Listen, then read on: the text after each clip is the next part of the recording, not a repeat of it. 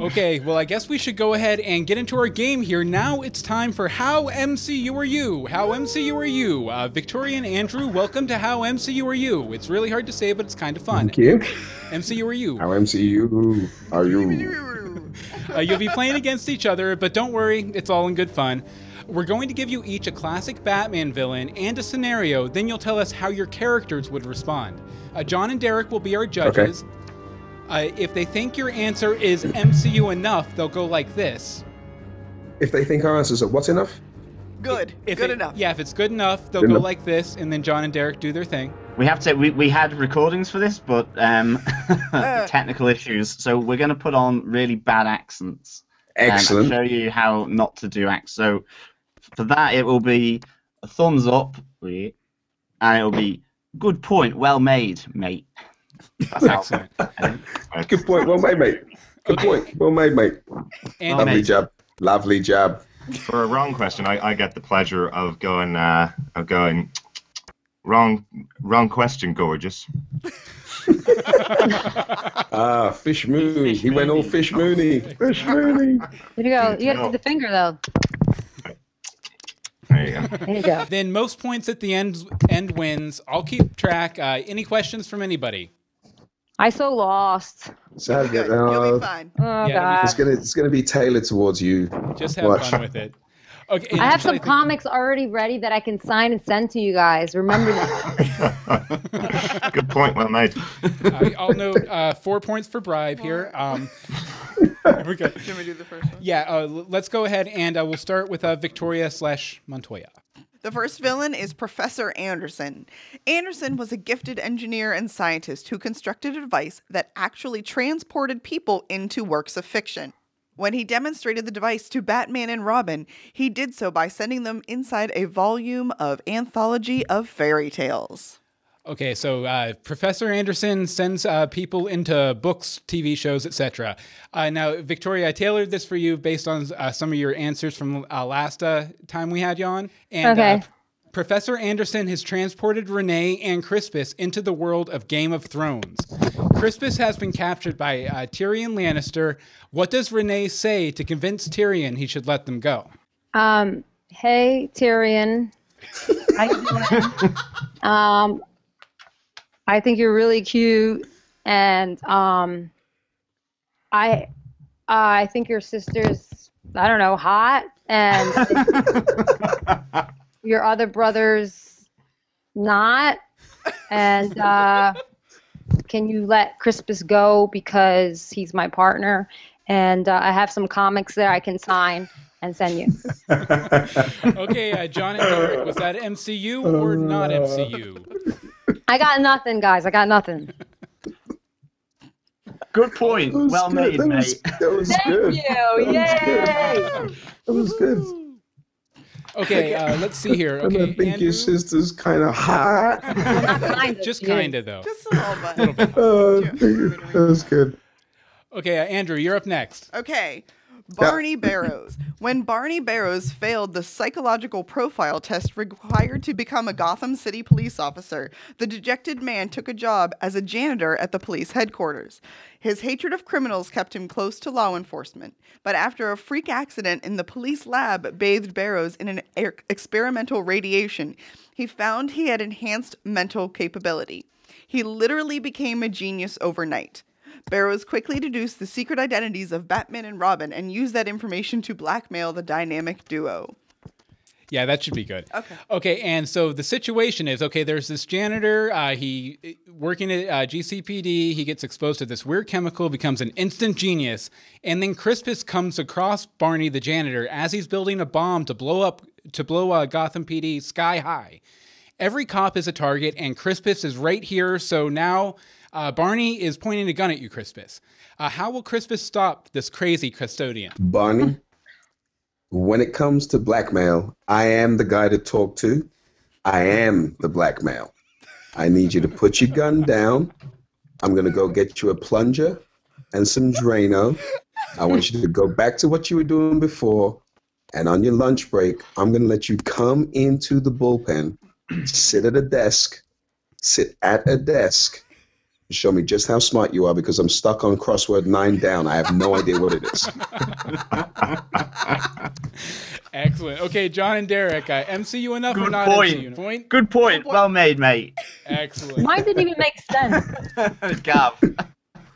See, Well, Victoria, you're gonna like this next one then. yeah, go ahead. Oh, gosh. Next one up for Victoria. Okay, the character's name is Brule, I guess. Yeah, Brule was not only a successful cattle rancher, but also a secret leader of a gang of black market rustlers. Yes, and the situation for Montoya is Renee and Crispus pull over a truck outside the Gotham City limits.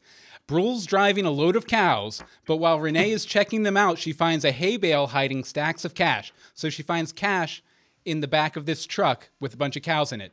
How does she let Crispus know things are going down and that things are going to get crazy without rousing the smuggler's suspicion? She just looks at him like she usually does, like, Okay, John and Derek, is that MCU enough or not That is MCU very enough? MCU. That is Yeah. very MCU. I'll do this in a Fish Mooney voice because you know. Oh, good point. Well made, madam. That's Fish Mooney, who lives in Buckingham Palace, of course. That one. The royal Fish Mooney. Yeah, Queen exactly. Mooney. Queen Mooney. Okay, next up, Crispus.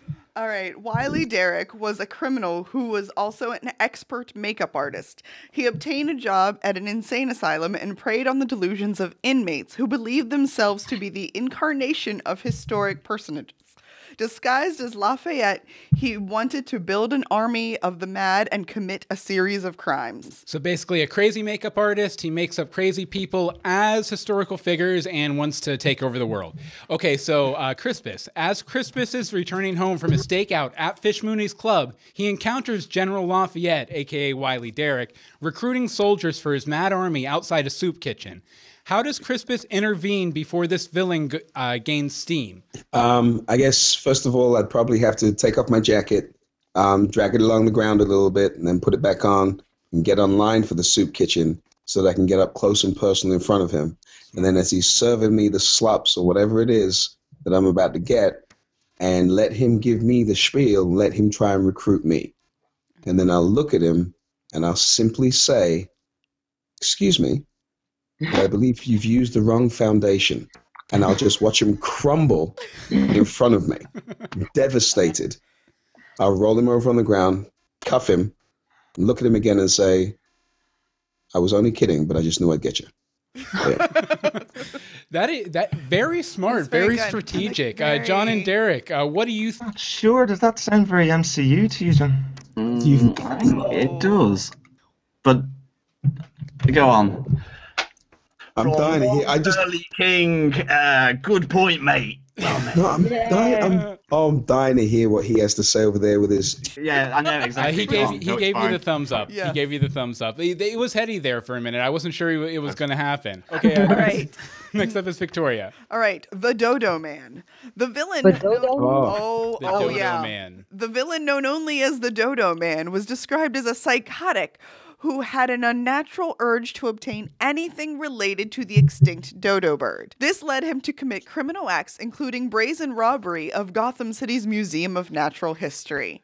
Okay, now the Dodo Man breaks into Wayne Manor to steal their prized dodo egg. Go with it. Dodo egg? A Yes, dodo egg. They have a prized Oh, dodo for okay. some reason. Dodo egg. Got you. And young Bruce can't get a hold of Gordon, so he calls Montoya for help. What's Who the called thing? me? Alfred. Okay, sorry, go ahead. Bruce You're does. coming in. Young Bruce does. Young Bruce. So Okay, what's young the Bruce. first thing Montoya does when she gets on the scene? She makes scrambled eggs. No, I don't Montoya is the Dodo know. Man. What does Montoya do when she walks into the dodo bird? She investigates and she takes some prints and she calls Crispus to handle it because he has better answers. I know that's a big. I don't know. I guess we'll have to throw to John and Derek to see on my that one. impression Go on. Put on your Fish best Mooney. female accent. What was that? Wrong question, gorgeous. Oh. No. Okay, well, right now, Crispus and Montoya are both tied at 2. Tied so at 2. Okay. I guess we'll move on. Moving right along. Okay, Andrew, the Flower Gang. This is for Crispus. Three men with a high degree of horticultural knowledge combine their resources to commit crimes as the Flower Gang. The men robbed from around Gotham City using various plant-specific properties to gain entry or unlock saves. One such heist was a robbery of Morrow Art Gallery. The Morrow Art Gallery. Okay, so basically the Flower Gang, they use flowers to commit their crimes. Shocking. Okay, now Crispus. The Flower Gang strikes. Gotham City is covered in pollen. Seriously, inches of the stuff. It's like snow. You can't even drive in it. You hear the Flower Gang is running southeast at 3 miles per hour towards 4th and Grundy. Crispus is at 7th and Grundy and can run 3.4 miles per hour since he's traveling solo. At this rate, where will Crispus meet up with the Flower Gang, and who's kicking whose ass when he does? Okay. I will probably meet up with them on the Pollen Knoll, and when we get there, I do know for a fact from profile that one of these Flower Gang is a little bit of a weed, so I'm not going to worry too much about him. I'll probably take the first guy first, and probably kick him right in the petals, take him down, and I'm pretty sure the other guy will just scurry away. That's pretty much how it goes, and if it's in 3 inches of pollen and it's covered in the city, he's not going to get too far. I'm sure Nigma will enjoy just watching him do his thing, and he'll let me know exactly where he is.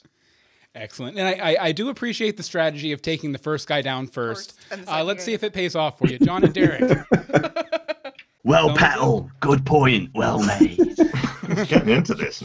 The voice is changing. The voice is changing. It's deeper. My voice is broken. It's going to be Mr. T by the time we're done here. Okay, let's see. Right now it's 3 for Andrew, 2 for Victoria. Oh, he won. I'm gonna gloat. Okay. Later. You know what we can do? We're gonna do an emergency tiebreaker. This one is worth 5 billion points. Okay, and we're gonna give each of you an opportunity to answer. And this is for it's actually a Batman the Animated Series character called the Condiment King. Emery. Okay, the Condiment King, created by Bruce Timm and Paul Dini for Batman the Animated Series, is a DC Comics Condiment, right? Condiment. Condiment. Not Condom King. Condom. That's Okay, that's a whole different actually a thing. store in South Philly. Just making sure. Okay, he uses various condiments, sometimes capable of causing anaphylactic shock, as his weapons. So basically, he's squirting you with mustard. Yeah, pudgy middle-aged man with a condiment gun. Okay, so the still sounds like the other word to me. Okay, the Condiment King walks in while Montoya and Alan are enjoying lunch at a fast food joint. The king is waving around his condiment gun, threatening to spray hot salsa everywhere if they don't give him his old job back. I'm sorry. Are you... sorry, go ahead. My bad. Sorry. Just play the circumstances. Let's see. We'll start with, this is for both of you. We'll start with Crispus. Crispus, talk him down. Talk down the Condiment King with the salsa gun.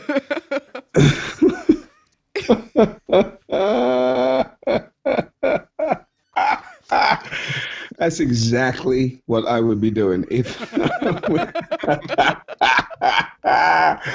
Oh, there's a man in here waving his salsa around. No, sorry, spraying his salsa around by waving his condiment gun. Is that correct? Tell me I got that correct. Yep. Some man comes into the fast food restaurant, takes out his condiment gun, and starts spraying his salsa around.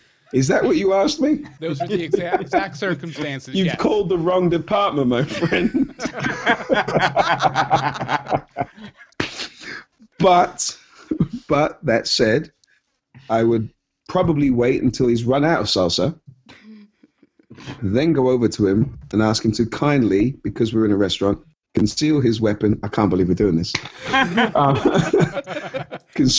Conceal his weapon. And then ask Renee to come over and cuff him and stuff him. Oh no, Renee would be like, I don't want anything to do with that hot gun of yours, that hot sauce. I'm gonna enjoy my sandwich. You take care of this, Crispus. I cannot believe the pictures I've got in my head. I can believe it. I think that game was a success. I think that game was awesome. I think you've both proved that you're both MCU, basically. So a round of applause for our contestants and our judges. and our host. Well done, judges. Very, very good.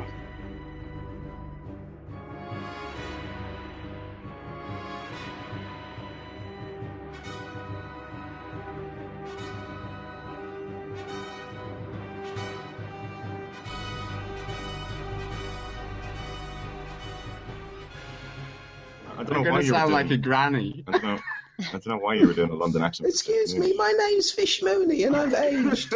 Come in here to my nightclub. We're playing bingo in my nightclub.